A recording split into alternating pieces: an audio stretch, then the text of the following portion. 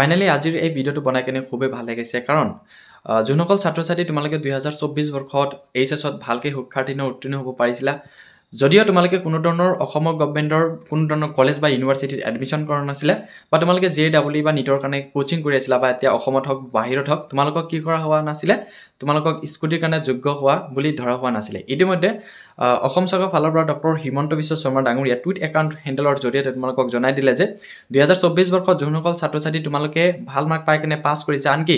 যদি কোনো ধৰণৰ কলেজ বা ইউনিভাৰ্চিটিত এডমিশন কৰা নাছিলা আনকি তোমালোকে যদি কোচিং কৰি আছিলা এতিয়া অসমৰ কোচিং কৰি আছা বা তোমালোকে বাহিৰত কোচিং কৰি আছিলা তেনেহলে তোমালোকক কি কৰা হ'ব 2024 বৰ্ষৰ যোনবোৰ স্কুটি যোনবোৰ লিষ্ট ওলাইছিলে সেই সকলোবোৰ লিষ্টত থকা সকলো ছাত্ৰ-ছাত্ৰী কি কৰা হ'ব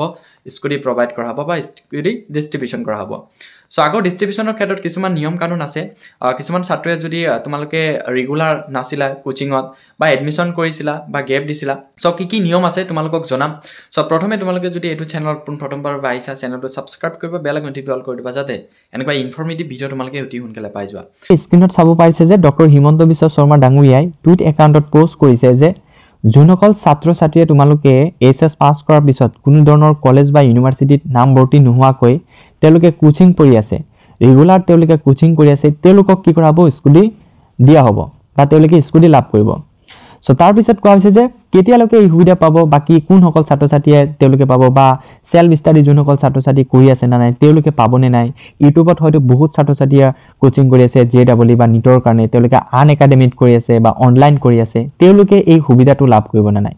সো তোমালোকে এই সুবিধাটো ধুনিয়াকে লাভ কৰিবা আৰু তোমালোকে এটা প্ৰুফ দেখুৱাব লাগিব যে আমি ৰেগুলাৰ ক্লাছ কৰি আছো বা অনলাইন আমি ৰেগুলাৰ কৰি আছো বা ইউটিউবত আমি ৰেগুলাৰ ক্লাছ কৰি আছো হেকিনি প্ৰুফ যদি তোমালোকে দেখুৱাব পাৰা তেনেহলে তোমালোকক কি কৰা হ'ব যোৱা বছৰ যোনসকল ছাত্ৰ-ছাত্ৰী তোমালোকে এইচএছ পাছ কৰিছিলা মেৰিট লিষ্টত যদি নাম আছিলে বা কোচিং কৰাৰ কাৰণে বা স্কুলত বা কলেজত নামভৰ্তি নোহোৱাৰ কাৰণে তোমালোকক স্কুটি যেহেতু দিয়া হোৱা নাছিলে তোমালোকক কি কৰিবা যদি এইখিনি প্ৰুফ যদি তোমালোকে দেখুৱাব পাৰা তেনেহলে তোমালোকক কি কৰা হ'ব স্কুটি দিয়া হ'ব বাকি এই সুবিধাটো কেতিয়ালৈকে পাব এই সুবিধাটো জাস্ট এইটো বৰ্ষত যোনসকল ছাত্ৰ-ছাত্ৰী পাছ কৰিছে বা কোচিং কৰি আছে বা এডমিশন লোৱা নাই হেসকল ছাত্ৰ-ছাত্ৰীক দিয়া হ'ব বাকি আগন্দ বৰ্ষত যোনসকল মানে এইটো 2025 বৰ্ষত যোনসকল ছাত্ৰ-ছাত্ৰী এক্সাম দিবলৈ গৈ আছে বা তেওঁলোকে যেহেতু পাছ কৰিব পাছ কৰাৰ পিছত যদি তেওঁলোকে ৰেগুলাৰ ষ্টুডেন্ট নহয় বা কলেজ বা ইউনিভাৰ্চিটিত যদি তেওঁলোকে এডমিশন নলয় তেনেহলে কিন্তু তেওঁলোকক স্কুটি দিয়া নহব সো আৰু এটা কথা কোৱা হৈছে যোনসকল ছাত্ৰ-ছাত্ৰী তোমালোকে 2025 বৰ্ষত ভালকে শিক্ষাৰ্থীনে উত্তীৰ্ণ হ'বা তোমালোকক কিন্তু স্কুটি পাবলৈ কাৰণে মিনিমাম এটা 80% পাব লাগিব সো এই কাৰণে কৈছো বহুত সময় আছে বা এতিয়াও তোমালোকৰ সময় আছে যেহেতু 2025 বৰ্ষত এক্সাম হ'বলৈ গৈ আছে ভালকে পঢ়া-শুনা কৰা বা যদি তোমালোকক ভাইটি বা ভন্টিয়ে যদি এক্সাম দিবলৈ গৈ আছে ভালকে তেওঁলোকক এই ভিডিওটো শেয়াৰ কৰি দিয়া বা তোমালোকে জনাই দিয়া যে খোজা তেনেহলে কিন্তু তোমালোকৰ মিনিমাম 80% পোৱাটো বাধ্যতামূলক বাকি বহুতে এতিয়া প্ৰশ্ন কৰিব পাৰে যে আমাৰ যেহেতু এইচএছ পাছ কৰাত কিছুমান গেপ আছিল বা আমি এইচএছ ফাৰ্স্ট ইয়াৰ গেপ দিছিল আকৌ সেকেন্ড ইয়াৰটো ৰেগুলাৰ হলো সো আমি স্কুটি লাভ কৰিম নে নাই সো নিশ্চয় তোমালোকে লাভ কৰিবা সো গেপটো কেনেকৈ ধৰিব যদি এইচএছ পাছ কৰাৰ পিছত কোনো এটা বছৰত গেপ হৈছে কিন্তু নিয়মিতভাৱে তেওঁলোকে কলেজত নাম ভৰ্তি হৈছে বা তেওঁলোকে কোচিং কৰি আছে তেওঁলোকক কি কৰা হ'ব এইটো বৰ্ষত স্কুটি দিয়া হ'ব বাকি স্কুটিৰ কাৰণে কিছুমান নিয়ম এইখিনি নিয়ম ৰাখিছে এইচএছ পৰীক্ষাত উত্তীৰ্ণ হোৱাটো বাধ্যতামূলক বাকি চৰকাৰ নীতি অনুসৰি যোগ্য হ'ব লাগিব কোচিং চেণ্টাৰত ৰেগুলাৰ কোৰ্সত নাম ভৰ্তি হোৱাটো বাধ্যতামূলক বাকি আগন্ত শিক্ষাবৰ্ষৰ কাৰণে কেৱল ৰেগুলাৰ কোৰ্সত নাম ভৰ্তি হোৱাটো সকলেহে কি কৰা হ'ব স্কুটি লাভ কৰিব